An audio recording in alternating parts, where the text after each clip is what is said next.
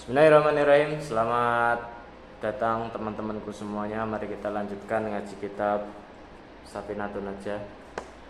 Lama kita tidak melanjutkan, mari kita lanjutkan karena atas keinginan, sebenarnya ingin lanjut tapi masih banyak kegiatan.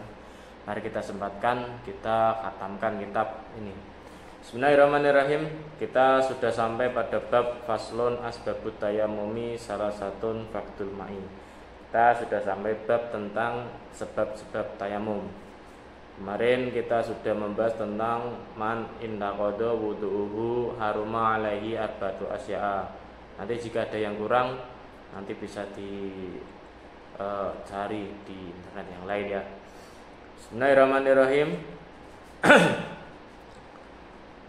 Wala musannifu rahimahullahu ta'ala wa nafa'ana bi wa bi ulumi fid dharaini amin. Bisa disimak halaman 6 cetakan ini ya, Semarang. Bismillahirrahmanirrahim. Faslun, fasal asbabut tayamumi, sebab-sebab tayamum. Salah satu ada 3. Jadi tayamum, kita akan bahas tayamum. Tayamum pasti tahu ya. Tayamum itu kan sebagai pengganti wudu. Nah, secara mudahnya kalau tayamum itu secara lugat itu artinya qasdu. Qasdu itu menyengaja, sedangkan menurut istilah isalut turab ilal wajhi wal yadaini bi syara'ita makhsusatin, atau menyampaikan debu ke wajah dan tangan dengan syarat yang khusus. Jadi tayamum itu lebih simpel daripada wudu karena yang dibasuh hanya ada 2. Wajah dan kedua tangan. Itu lebih simpel. Tapi tayamum itu lebih istimewa karena zaman-zaman sebelum Nabi Muhammad itu belum ada syariat tentang tayamum. Lanjut ya. Bismillahirrahmanirrahim. Salah satu itu ada 3. Jadi asbabut tayamumi, sebab-sebab tayamum, salah satu ada 3. Jadi tayamum itu orang bisa boleh atau melakukan tayamum itu dengan tiga sebab. Yang pertama adalah fakdul ma'i. Fakdul ma'i itu berarti tidak menemukan air. Misalkan kalian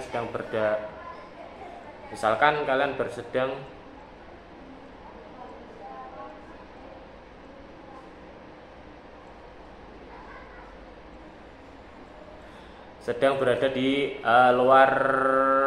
luar rumah atau di pegunungan, misalkan sedang naik gunung. Nah, itu kan di atas mungkin sedikit air untuk berwudu itu sangat sedikit. Maka fakdul ma'i, tidak menemukan air, berarti diperbolehkan untuk bertayamum. Dan karena kalau wudu sangat sulit kalau di daerah gunungan. Misalkan kalian naik ke gunung Perahu, ke gunung ke gunung Merapi dan sebagainya, itu kan untuk mendapatkan air sangat susah. Yang kedua yaitu adalah wal marodu, yaitu adalah sakit. Sakit di sini tidak sembarang sakit. Misalkan Pak saya pusing, tidak boleh. Hanya itu, Pak sakit, misalkan apa gitu, sakit yang ringan.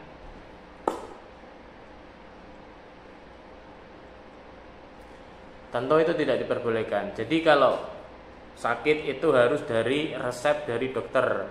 Misalkan kamu sakit alergi yang fatal kulit, apabila terkena air maka kulit itu akan semakin parah. Nah, itu otomatis dari dokter berkata seperti itu, maka boleh kamu bertayamum, tidak menggunakan air. Jadi langsung tayamum boleh. Jadi sakitnya itu tidak boleh sembarang sakit, tidak boleh. Semua sakit tidak boleh. Harus sesuai dengan resep dokter, baru itu diperbolehkan untuk bertayamum. Seperti itu. Terus yang ketiga yaitu adalah wal ihtiyaju, dan butuh ilahi terhadap air li atau si hayawanin, karena hausnya hayawan muhtaramin yang mulia. Jadi ada air, kamu membutuhkan air, tapi ada juga hewan yang sedang haus. hewan yang sedang haus untuk air itu, maka diperbolehkan kamu mengalah dan memilih untuk itu, memberikan kepada hewan itu. Hewan itu semua ya, semua hewan, semua makhluk itu hewan. Manusia juga termasuk hewan karena di dalam kitab Mantek juga dijelaskan manusia itu adalah hayawanun natik atau hewan yang bisa berbicara. Dan muhtaromin yang dimuliakan, tidak semua hewan itu muhtaromin. Nah, berikutnya yang tidak mulia itu yang kayak gimana?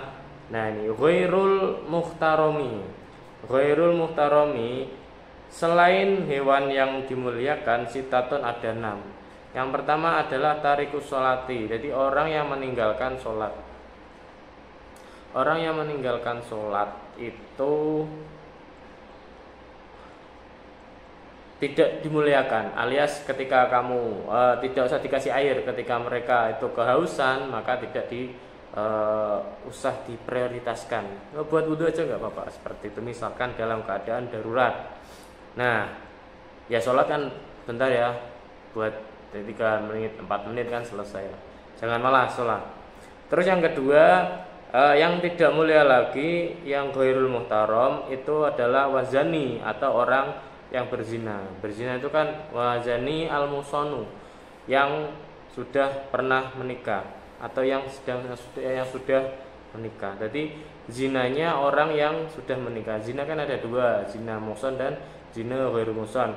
Kalau yang zina muhsan berarti orang yang sudah menikah terus zina atau selingkuh gitu kan. Yang sering terjadi di kalangan manusia saat ini itu. Dan yang kedua adalah ghairu muhsan atau zina yang dilakukan oleh orang yang belum menikah atau masih perawan, masih pacaran. Nah, itu berbeda. Hukumannya juga berbeda. Kalau yang zina muhsan itu di hukum atau dirajam. Dirajam itu di segini ya. Di apa namanya? Dikubur segini, terus dilempari batu kecil sampai mati. Nah, itu secara hukum Islam sangat keras sekali memang. Tapi kalau dilihat di sini Indonesia kayaknya belum nggak bisa dihukumin seperti itu. Nah, ada syarat zina muhsan itu ada syarat. Syaratnya itu bisa dikatakan orang itu zina muhsan ketika yang pertama adalah baligh. Anak kecil zina tidak bisa. Anak kecil misalkan belum baligh zina, berarti dia belum dikategorikan zina muhsan. Yang kedua dia berakal, orang gila berarti tidak bisa. Terus yang ketiga adalah hurriyah atau merdeka. Merdeka itu berarti dia tidak menjadi budak. Kalau zaman sekarang jarang ya, sudah enggak ada di sini, di Indonesia enggak berlaku. Dan yang keempat adalah wujudul wat'i fi nikah sahih, dalam keadaan dia itu nikah secara sah. Nikahnya itu secara sah, secara Islam, syariat Islam. Nah, itu kalau 4 syarat ini dia melakukan perselingkuhan, maka berarti dia itu zina muhsan.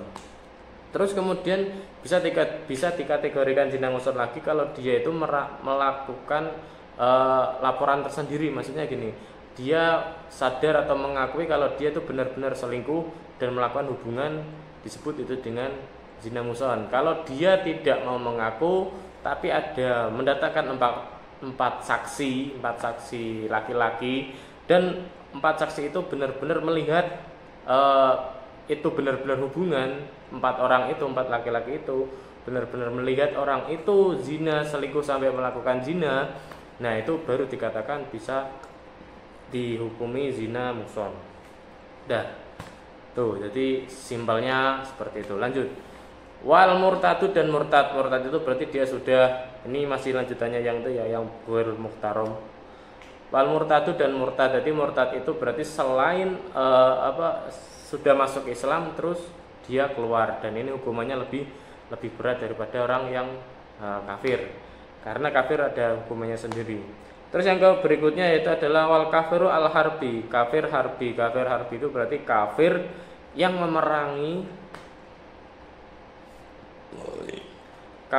memerangi atau memusuhi Islam. Jadi orang kafir itu musuh Islam. Contoh simpelnya adalah orang Israel. Nah, itu Israel itu kafir harbi. Jadi kafir itu kalau di kitab yang pernah saya baca itu dari ada empat, kafir harbi, kafir dini, kafir muahad, dan kafir mustakman. Jadi 4 itu. Kalau kafir dini ya kafir yang sepakat hukum Islam, dan kafir muahad itu adalah kafir yang melakukan perjanjian terhadap Islam, dan yang terakhir adalah kafir musta'an, itu orang kafir yang di bawah perlindungan orang Islam. Nah, nanti ada macam pembagiannya itu, nanti bisa di searching sendiri di internet. Kemudian yang terakhir, yang berikutnya adalah wal kalbu al akuru, wal kalbu dan anjing, tapi al akuru yang galak itu yang galak ya, enggak kan kadang anjing ada yang imut kayak kecil gitu kan, ada imut gitu. Nah, itu beda sama yang galak. Kalau galak berarti yang suka menyerang manusia itu namanya galak. Terus yang terakhir adalah wal khiziru dan babi. Kalau babi enggak butuh galak, enggak butuh baik, yang penting dia babi tidak boleh dikasih air, ibaratnya itu lebih diutamakan untuk berwudu. Semoga bermanfaat. Sekian, jika ada pertanyaan bisa ditanyakan di kolom komentar. Sekian dari saya. Wallahu a'lam bishawab.